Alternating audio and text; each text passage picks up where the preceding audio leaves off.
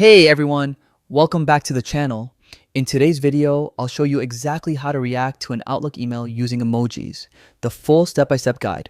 Whether you're replying to a coworker, responding to a client, or just adding a personal touch to your message, this quick tutorial will help you express yourself better and make your email stand out. So let's dive right in. First things first, open your preferred web browser and head over to the Outlook website. Log in using your email address and password. Once you're signed in, you'll land on your Outlook dashboard where you can see all your folders and recent emails.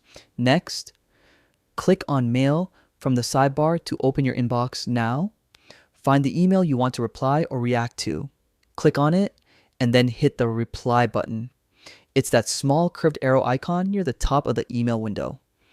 Once the reply window opens, look at the top toolbar and click on the Insert tab. From the drop-down options, choose Emoji.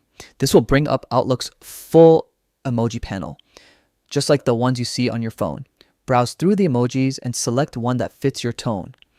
Maybe a thumbs up for approval, a smile for friendliness, or a party popper for celebration. Once you click it, Outlook automatically inserts it right where your cursor is. Super easy. Now, here's a quick tip. Emojis can make your emails feel warmer and more human, but remember to use them appropriately. A fun emoji might be great for a casual chat, but for professional or formal emails, keep it subtle and relevant. And that's it. You've just learned how to react to Outlook emails with emojis in under 5 minutes. It's simple, expressive, and a great way to add personality to your messages.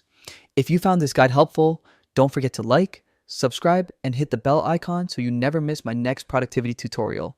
Thanks for watching, and happy emailing.